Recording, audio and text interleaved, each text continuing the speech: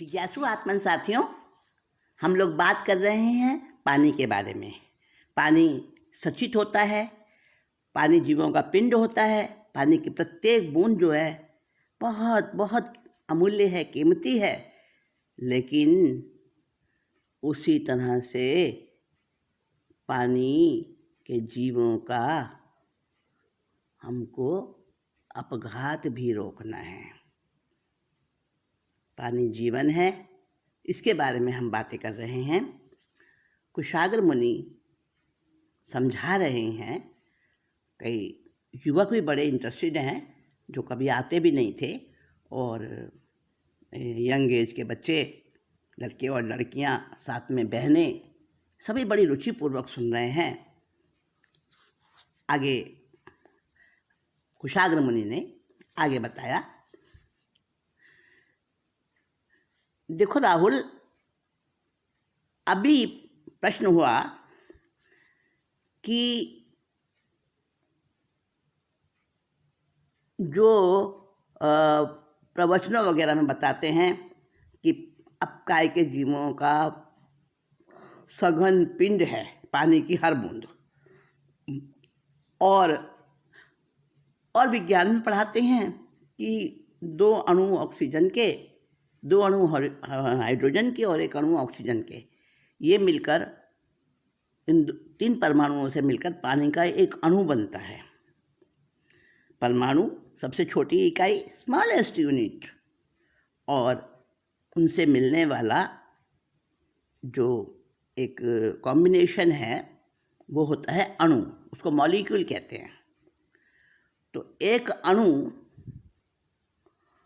वो बनता है पानी का H2O = वाटर।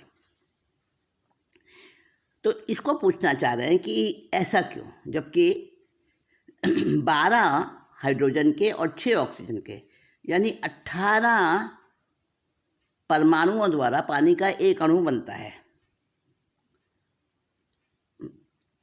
तो ये कैसे माना जाए, कैसे समझा जाए? तो आपने प्रश्न किया था,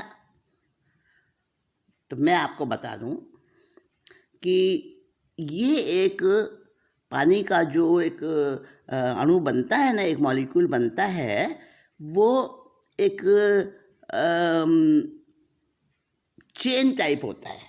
उसमें oxygen, hydrogen, oxygen, hydrogen, oxygen, hydrogen, ये इनके परमाणु जो हैं, सजातीय परमाणु, वो मिलते जाते हैं और ये एक चेन बनती जाती है।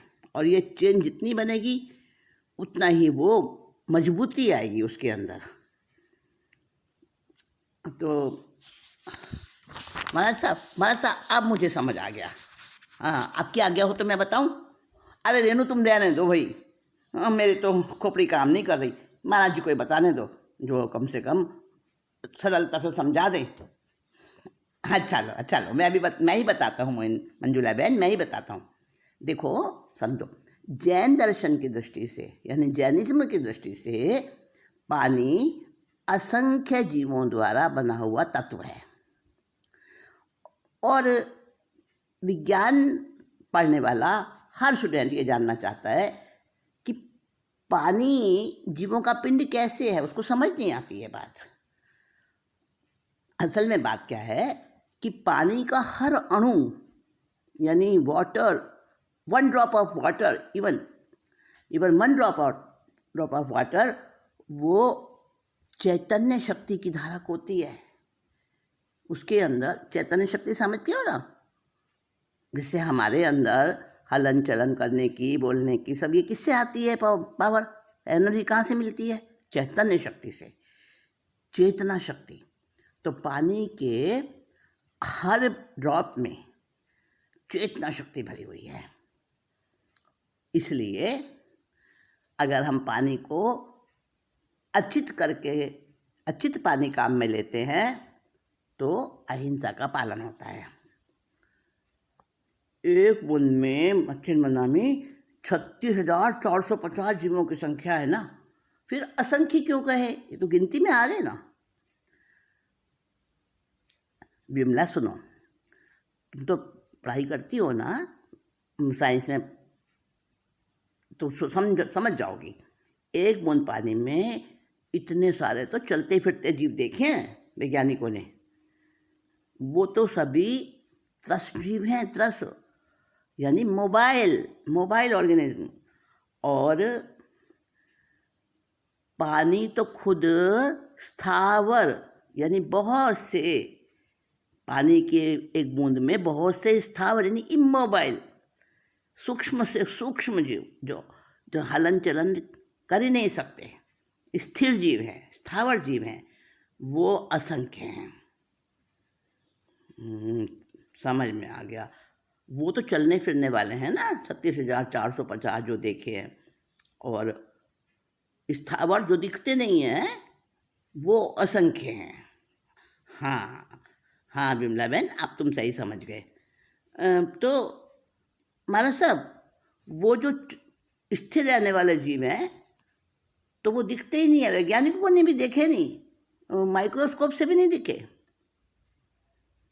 देखो सुमी दीदी, चलते हुए जीव वो भी कहाँ दिखते हैं पानी में हमें। हाँ, और दिखते तो नहीं है। रश्मि तुम ठीक कह रही हो, लेकिन आई ग्लास से तो दिख जाते हैं ना।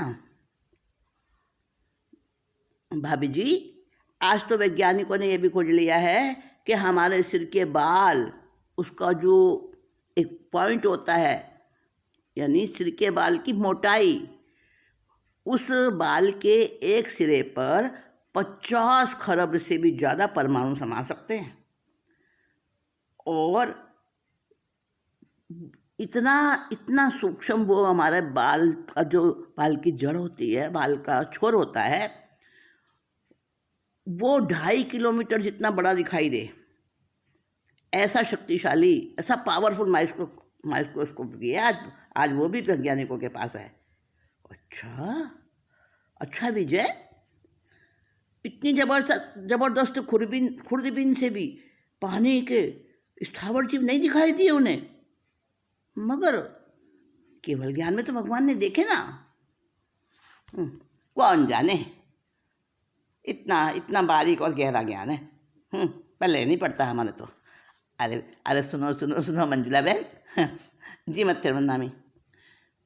कुछ वर्षों पहले तक तो स्थिर खड़े रहने वाले इन पेड़ पौधों यानी वनस्पति काय यानी स्थावरों में जीवन है, ऐसा कोई सोच भी नहीं सकता था। और आज तो सभी मानते हैं, क्योंकि प्रयोगों द्वारा, प्रमाणों से ये बात सिद्ध हो गई है, सबने मान लिया। हवा का 1 घन इंच, क्यूबिक इंच, समझ गए, यानी 1 इंच जितनी हवा, लंबाई, चौड़ाई और मोटाई, 1 घन इंच जो हवा का है, उसमें कितने अणु हैं पता है? 1 के अंक पर 20 जीरो लगाओ, क्या संख्या बनेगी? उतने अणु हैं हवा के 1 क्यूबिक इंच में। हाँ हमारा सब, ये तो हमें पता है कि वैज्ञानिक थे एक जगदीश चंद्र बसु, उन्होंने सबको बताया था कि वनस्पति में हमारे जैसा जीव है। अरे उन्होंने बताया था, लेकिन हमारे शास्त्रों में तो अरबों खरबों वर्षों पहले से आया है, जैनिज्म में तो। हाँ रेणु, तुमने ठीक कहा, जैनिज्म में आया है, बहुत समय पहले आया है, लेकिन मानते नहीं थे ना लोग उसको। जो मानने लगे सर जगदीश चंद्र बसु के द्वारा जो एक्सपेरिमेंट किए गए ना सबके सामने, उससे आज ये मान लिया। हाँ रे, उन्होंने तो 5 स्थावर काए और सबके प्रमाण उनके पास थे। उन्होंने सारे ऐसे प्रमाण इकट्ठे कर लिए थे, लेकिन वनस्पति काय में ही साबित कर सके, और वो हमारे बीच से चले गए। पर एक बात बड़ी हैरत की है भाभी जी, केवल ज्ञानी अरिहंतों ने तो इतने करोड़ों वर्ष पहले ही छेकाई के जीवों को बता दिया था, और वैज्ञानिक तो अब साबित कर रहे हैं, अब उसको कह रहे हैं हाँ भाई ठीक है, ऐसा ही है। सचमुच में अचल और कठोर दिखने वाले पर्वत भी बढ़ते हैं।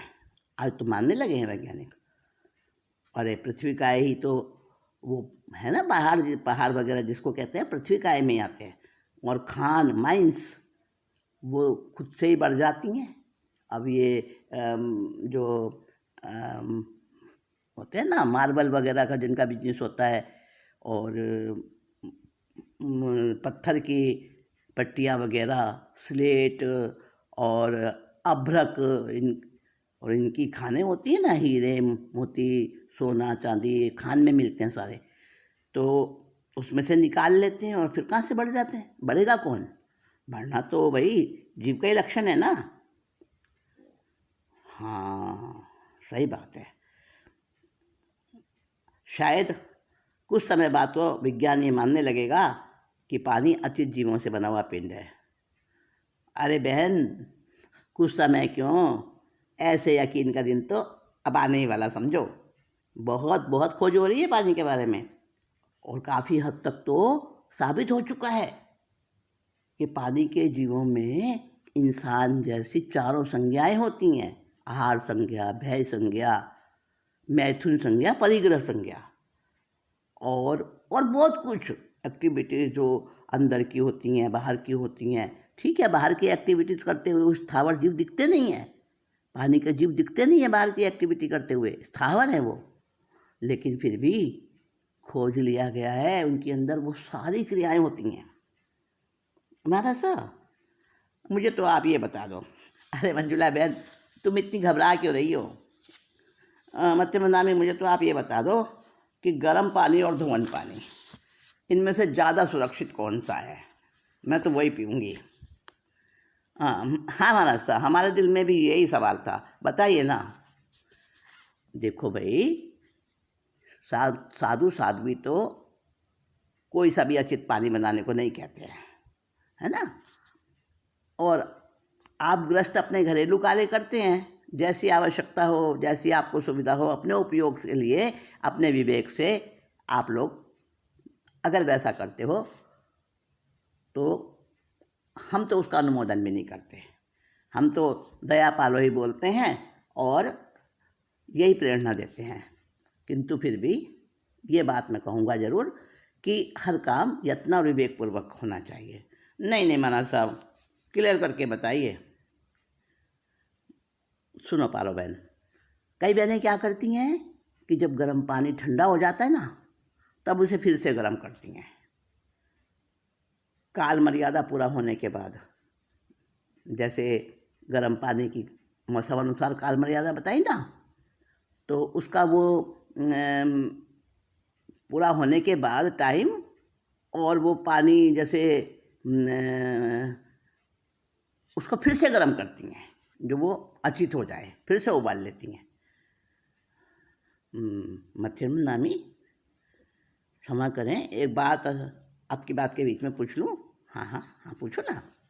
महाराज साहब, जब पानी लेने आते हैं ना आप लोग, तो इसी वजह से तो हम घर की बहनें वगैरह, घर के मतलब गृहस्थ लोग, श्रावक श्राविका लोग, वो पानी को उबालते हैं, अचित करते हैं, और धोवन पानी यानी पक्का पानी भी इसीलिए बनाते हैं महाराज जी को देने के लिए। आप लोग कह दो कि भैया हमारे लिए तो नहीं बना, पर महाराज साहब बनता तो आपके लिए ही है। अरे नहीं सुमी, संसतियों के निमित्त से बनाया गया है, वो पानी तो महाराज को देना लगता ही नहीं, उनको दोष लगता है। अनेक भाई बहनों के सचित वस्तु के खुद का भी त्याग होता है, पानी का भी त्याग करते हैं बहुत से लोग कि हम सचित पानी नहीं पिएंगे, तो इसलिए अपने लिए बनाते हैं वो। अच्छा, इसलिए प्रदीप की माँ तुम हमारे घर का पानी नहीं पीती हो। भाई हम तुम्हारे जैसा पानी नहीं बनाते ना, तुम्हारे तो घर में बनता है। हाँ आंटी जी, मम्मी पापा जी के दोनों के ही सचित का त्याग है। लक्ष्मी बहन ठीक कह रही हो, मैं भी शुरू करूँगी। हाँ मंजुला बहन, तुम्हारे विचार तो बड़े प्रोग्रेसिव दिख रहे हैं।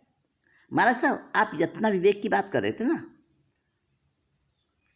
सुनो, विजय ने बहुत अच्छा सवाल पूछा है मैं बता रहा था कि उसी पानी को बार बार गर्म नहीं करना चाहिए, वो उचित नहीं है।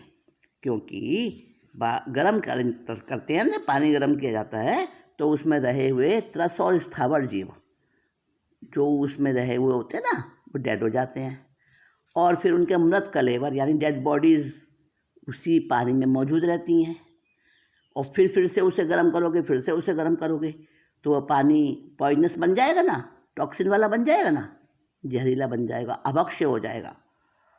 आई सी मच्छर मन्ना में गर्म हो चुके पानी को, मतलब जिसको गर्म कर लिया है पानी को बॉईल करके और उसके जीवों की बॉडी डेड हो गई हैं, तो उसको छानना भी तो ज़रूरी है ना।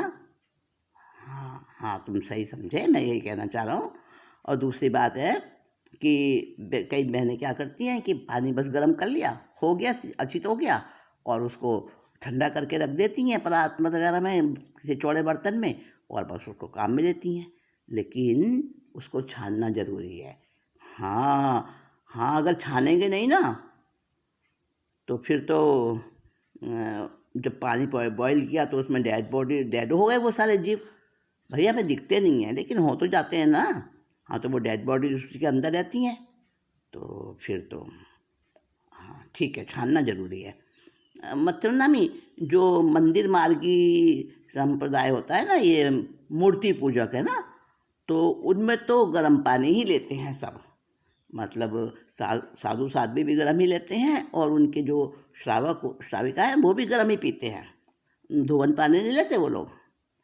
हाँ, अपना अपना अपने अपने विचार है, अपने अपनी धारणा है, वो लोग गर्म ही लेते हैं। तो हमारा सब गर्म पानी बार बार वही गर्म पानी मतलब गर्म नहीं करना चाहिए, ये बात समझ में आ गई। अच्छा, फिर क्या धोवन पानी जो पहले बना लिया उसका टाइम होने के बाद फिर उसी को धोवन बनाया जा सकता है? क्योंकि उसमें तो कोई डेड बॉडीज है नहीं, उसमें तो जहरीला होने का खतरा नहीं है ना। देखो पारो बहन, प्रश्न तो तुम्हारा बहुत अच्छा है कि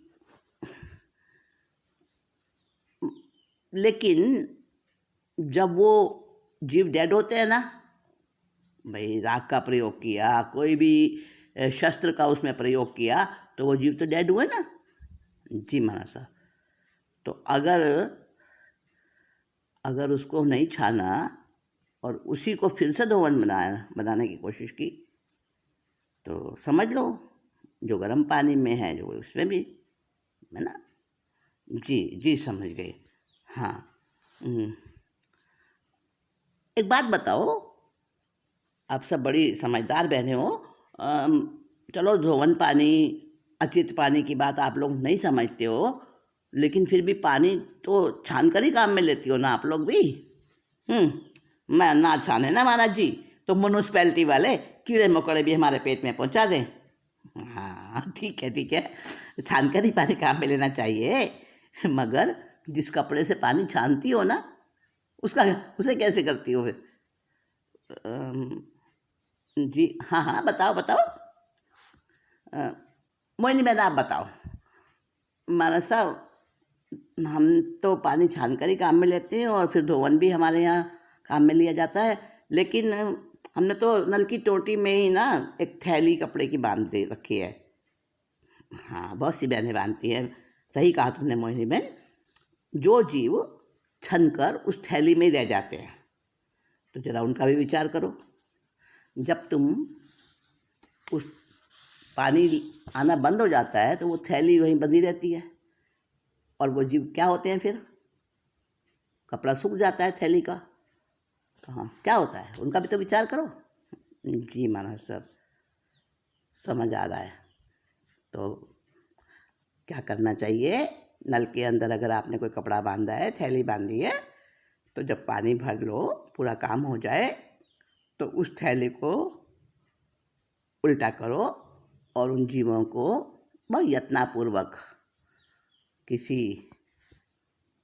पानी सहित किसी बर्तन में ले लो और फिर छायादार स्थान में, जहाँ मिट्टी का स्थान हो, वहाँ पर उसको पलट देना चाहिए। तो वरना क्या होता है कि थोड़ी देर में वो पानी का जो छानने वाला कपड़ा है या थैली है वो तो सूख जाती है, और सारे वो जीव, सूक्ष्म जीव, वो उसी में जी मिच्छा में दुग्धम मनसा, इस पाप के भागी तो आज तक हम भी बने हैं, नहीं ध्यान दिया। ओह, कैसी लापरवाही है हमारी। मैं तो आज से ही धुमन पानी पीना शुरू करूँगी। महाराज साहब, हम भी इस बारे में विवेक रखेंगे। आंटी जी, आप सबको घर में समझा देना कि अपकाय के जीवों की रक्षा कैसे करनी है। महाराज साहब, ये बताइए और कितने प्रकार से पानी अच्छित बनता है? देखो, आगमों में, शास्त्रों में 21 प्रकार के धुमन पानी का जो है वहाँ पे जिक्र आता है। राख से बने धोवन और गर्म जल, उसके अलावा भी कई प्रकार से अच्छित पानी तैयार हो सकता है दोष से बचने के लिए, और साधु साध्वी को भी निर्दोष प्रासुक आहार मिले, पानी मिले, इसका पुण्य लूटने के लिए यत्न और विवेक तो जरूरी है ना। मच्छर मंदामी, पानी में राख वगैरह या जो भी कुछ विजातीय तत्व वो मिश्रण किया गया है, तो वो कितना होना चाहिए, इसका भी तो ज्ञान जरूरी है। देखो लक्ष्मी, प्रश्न तो तुम्हारा जो है रीजनेबल है। तो बस ये है, जैसे तुम चाय दूध में सब्जी में नमक कितना डालना है ना, और चाय में दूध में चीनी कितनी डालनी, उसका ध्यान रखते हो ना, वो क्वांटिटी। बस ऐसे ही सोचना कि पानी का रंग बदले, स्वाद बदले, स्पर्श आदि बदल जाए, इतना ज़रूरी है। हाँ, कई लोग क्या करते हैं, मुट्ठी भर के राख डाल देते हैं उसके अंदर, बिल्कुल काला काला हो जाता है पानी। उससे तो महाराज साहब पथरी हो जाती होगी ना। तो इससे तो भाई मैं तो सोचती हूँ धोवन पानी के बदले बॉयल पानी अच्छा है पीना, पथरी वथरी से तो बचेंगे। आंटी जी, ये सब तो बेकार की बातें हैं। किस्मत में पथरी होना लिखा है तो वो होएगी, धोवन पिए बिना भी हो जाएगी। अरे राख तो इतनी पवित्र चीज़ है राहुल भैया, सभी धर्मों में राख को पवित्र माना गया है। भभूति को कितना श्रद्धा से मस्तक पर लगाते हैं, जबान पर भी रखते हैं। हाँ, तो राख इतनी इम्पोर्टेंट है, और राख में बहुत सारे दूसरे तत्व भी रहते हैं, क्योंकि वो क्षार है। एसिडिटी में भी राख की फंकी लेते हैं। अरे बहनों, आप कहाँ पड़ गए बातों में।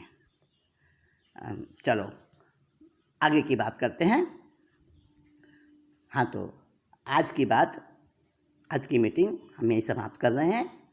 आगे की चर्चा फिर करेंगे नेक्स्ट मीटिंग में। जिज्ञासु